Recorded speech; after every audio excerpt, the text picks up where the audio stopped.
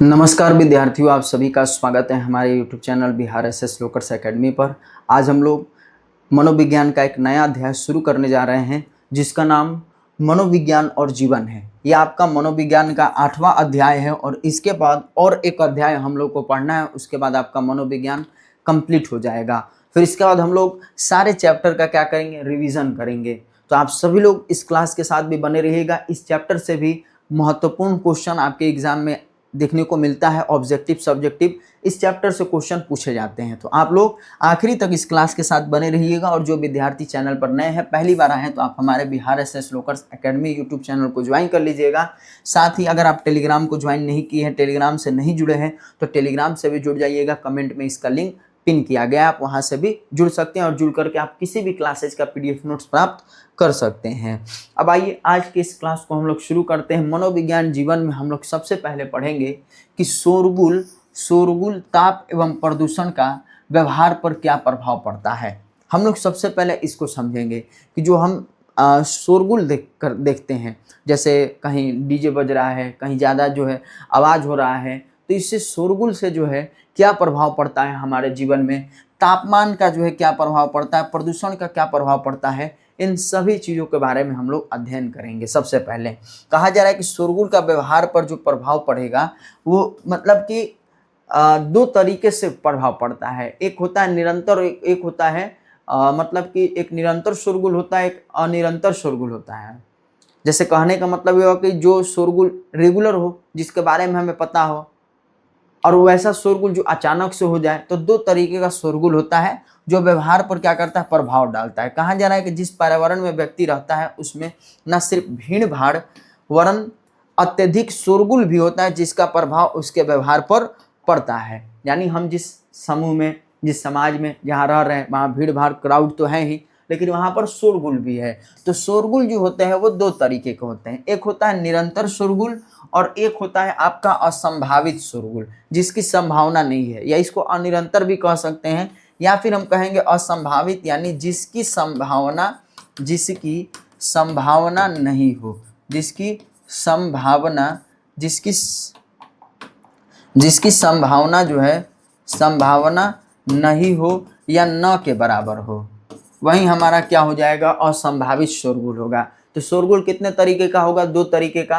पहला निरंतर शोरगुल, यानी निरंतर शोरगुल वे शोरगुल होते हैं जो लगातार होता है, जिसके बारे में व्यक्ति को पता होता है, उसको पहले से ज्ञान होता है। जैसे कारखाना, अब मान लीजिए कि कारखाना के आसपास आपका घर है, तो आपको पता होगा कि कारखाना में रेगुलर आवाज़ हो रहा है, तो वो आपको नॉर्मल लगेगा। शुरू में आपको थोड़ा सा कठिनाई होगा जब आप नए नए रहेंगे तो, लेकिन जब आपको आदत हो जाएगा तो आप समझ जाइएगा कि हाँ ये शोरगुल रेगुलर होता है। तो ये क्या हो गया, आपका निरंतर शोरगुल हो गया। इसी तरह आगे अगर हम लोग बात करेंगे असंभावित शोरगुल में तो उसमें जानने से पहले थोड़ा सा इसमें और भी हम लोग बातों को समझ लेते हैं।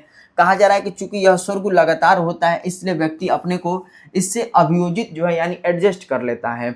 इसका दुष्प्रभाव उन पर तथा उनके काम पर नहीं पड़ता है। शुरू में उन्हें कुछ कठिनाइयाँ होती हैं। मैंने अभी आप लोग को बताया कि जो निरंतर शोरगुल होता है, इसमें व्यक्ति को, जो नया नया व्यक्ति होता है, उसको शुरू में कठिनाई होगा, लेकिन फिर उसके बाद जब वो धीरे धीरे समझ जाएगा कि हाँ ये शोरगुल रेगुलर हो रहा है, कारखाने में रेगुलर आवाज़ हो रहा है, मशीन रेगुलर चल रहा है, तो उसके काम पर फिर क्या होता है, प्रभाव नहीं पड़ता है। वो अपना काम भी आसानी से करता है और उसको आदत भी हो जाता है। और कहा जा रहा है कि और उन्हें अपने काम करने में शारीरिक और मानसिक शक्तियों का व्यय जो है करना पड़ता है, लेकिन धीरे धीरे वे अपने को इस शोरगुल से अभियोजित कर लेते हैं। यानी जो शुरू में व्यक्ति की आदत नहीं होता है शोरगुल का सुनने का या ज़्यादा शोरगुल में रहने का, तो शुरू में उसके काम में क्या होता है कि शारीरिक और मानसिक शक्तियाँ ज़्यादा खर्च होती है, लेकिन धीरे धीरे क्या होता है कि उसमें ये आदत बन जाती है। तो ये निरंतर शोरगुल होता है।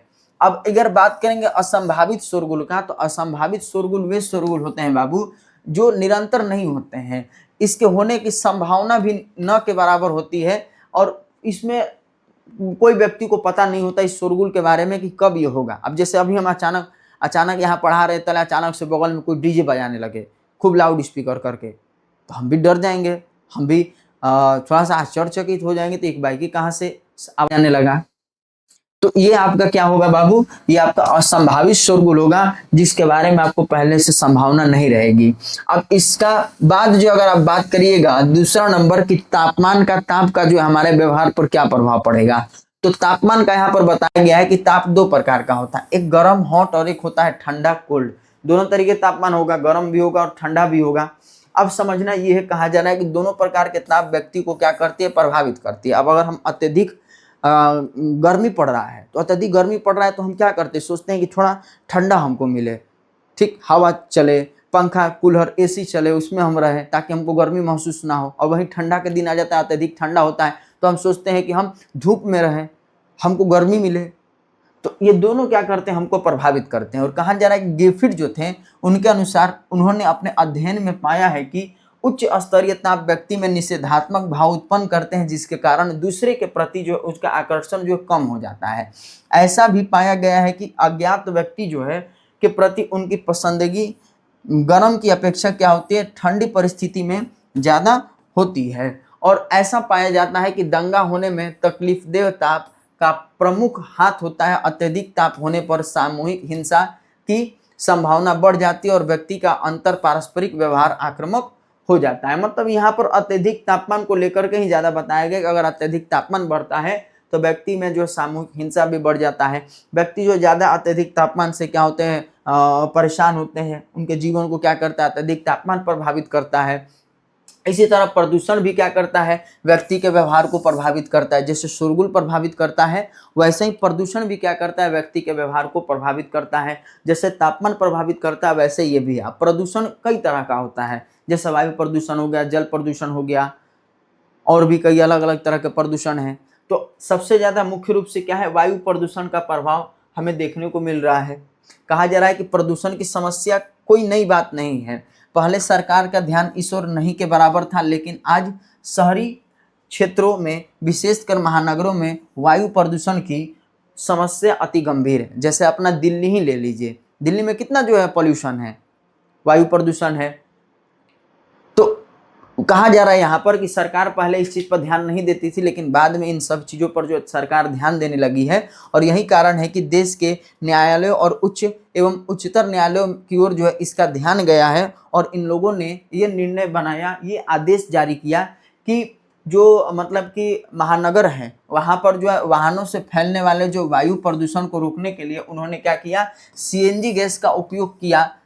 अब देखते हैं ना हम लोग, सीएनजी गैस का मतलब कि कई सारे स्कूटर हो गए, स्कूटर कह रहे हैं, ऑटो हो गए, फिर से आपको कार भी सीएनजी गैस का ही सब बनने लगा है, ताकि जो है मतलब कि ज़्यादा जो है प्रदूषण ना फैले। जो प्रदूषण फैलाने वाले वाहन है उसको दूर करने के लिए, वायु प्रदूषण को कम करने के लिए जो है सीएनजी गैस का उपयोग किया जाने लगा।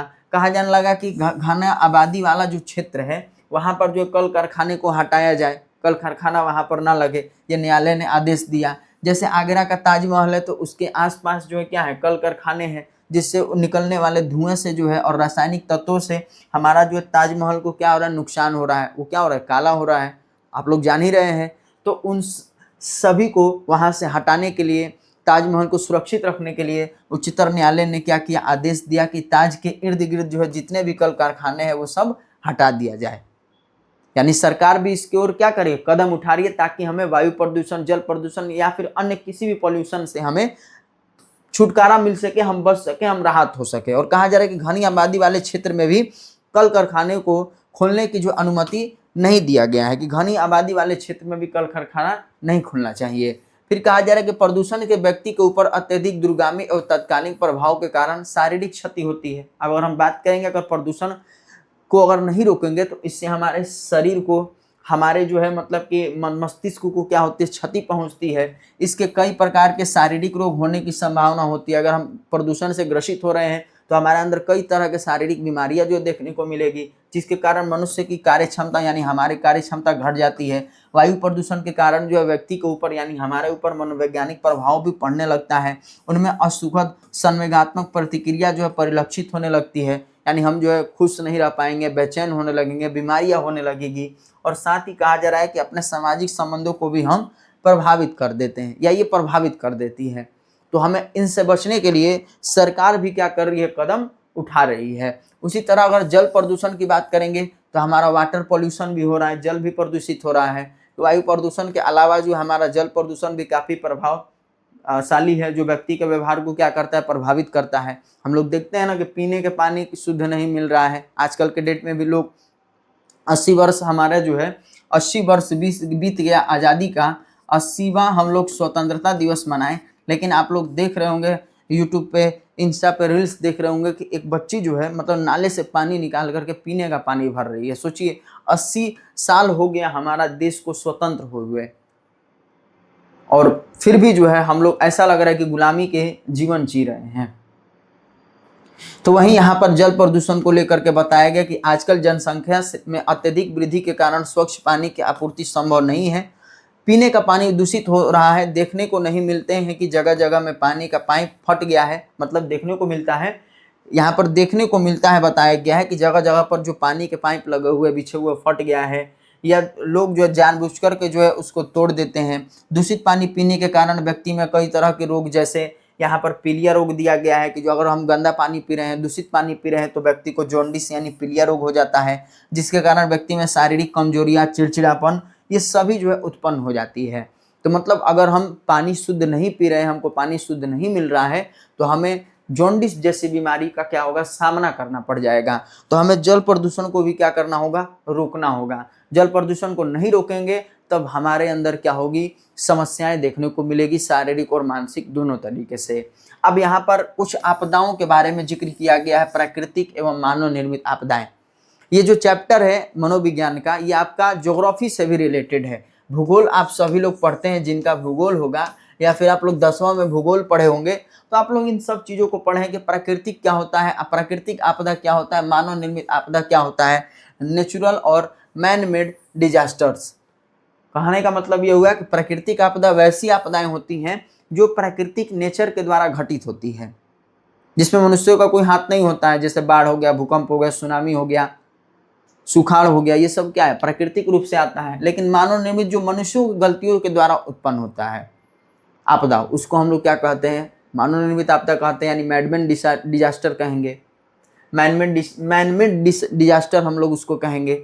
जैसे कहा जा रहा है कि प्राकृतिक आपदाओं के अंतर्गत बाढ़ हो गया, भूकंप हो गया, तूफान, चक्रवात, अकाल, ज्वालामुखी विस्फोट, ये सभी आते हैं, और हमारे देश में उपयुक्त प्राकृतिक आपदाएं बराबर देखने को मिलती हैं। यानी ऊपर जितने भी आपदा मैंने पढ़ा, ये कहीं ना कहीं हमारे देश में ये आपदा देखने को मिलती हैं। अभी क्या है, बरसात का मौसम है, और हर जगह आप देखिएगा, हमारे बिहार में ही देखिएगा, कई जगह इलाकों में जो है बाढ़ आ गया होगा, और हर साल जो है हमारे बाढ़ से ग्रसित हमारा जो है बिहार होता ही है।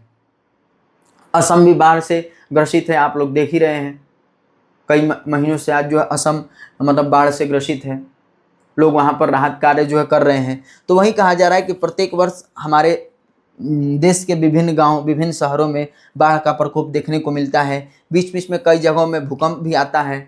ठीक समुद्र के पास स्थित शहरों में समुद्री तूफान भी आने का जो है खतरा रहता है। तो ये सभी चीज़ें जो हैं हमारे यहाँ देश में प्रत्येक वर्ष होते रहती है। यहाँ पर उदाहरण सुनामी का दिया गया है कि 2004 में इसका एक ज्वलंत उदाहरण जो है सुनामी का दिया गया है। 2004 में बहुत अत्यधिक मात्रा में जो है जान माल की क्षति हुई थी सुनामी आने के बाद।